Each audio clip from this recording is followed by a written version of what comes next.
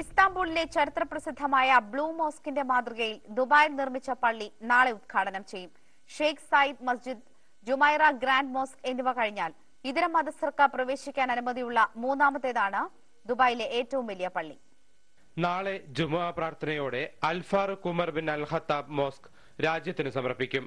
കുവൈത്തിലെ പ്രമുഖ പണ്ഡിതൻ Mazari bin Rashid അൽ അഫാസിയാണ് പ്രാർത്ഥനയ്ക്ക് നേതൃത്വം നൽകുന്നത്. ദുബായ് അൽവാസൽ റോഡിനോട് ചേർന്ന് അൽസഫയിലുള്ള ഈ പള്ളിയും ബ്ലൂ മോസ്ക് എന്നാണ് അറിയപ്പെടുന്നത്.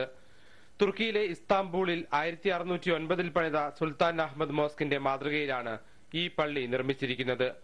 വാസ്തുശില്പകലയിൽ ഒട്ടോമൻ, മുഗൾ മാതൃകകൾ സമ്മേളിച്ചിരിക്കുന്നു. ആരാധനയുടെ ചൈതന്യം പകർന്നു നൽകുന്നതിനൊപ്പം ഇസ്ലാമിക നാഗരികതയുടെ നിറക്കാഴ്ചകൾ പള്ളിക്കകത്തും പുറത്തും തുടിച്ചു നിൽക്കുന്നു. Our mission is not going to be limited to the worship and prayers only. The mission is to pass the message of the peace to the non-Muslim, to the people of the other faith, to share the values of Islam with them, the kindness, the leniency of the Islam, the comprehensiveness of the Islam, the human rights in Islam, as well as Arabic civilization and Arabic heritage, of course. 30 metre ഉയരത്തിലുള്ള കൂറ്റൻ താഴികക്കുടമാണ് പ്രധാന ആകർഷണം.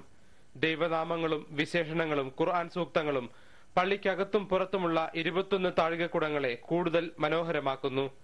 124 ചില്ലുജനലുകളും വിസ്മയ കാഴ്ചയൊരുക്കുന്നുണ്ട്.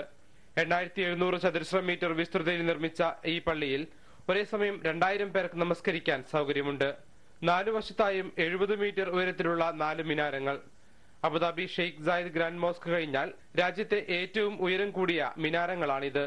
ഇസ്ലാമിനെ പരിചയപ്പെടുത്തുന്ന അറബി, English ഭാഷകളിലുള്ള 4000-ഓളം ഗ്രന്ഥങ്ങളടങ്ങിയ ലൈബ്രറി, കോൺഫറൻസ് ഹാൾ, മദ്രസ എന്നിവയാണ് ഇവിടുത്തെ മറ്റു പ്രത്യേകതകൾ. NM Abubakar, Manorama news.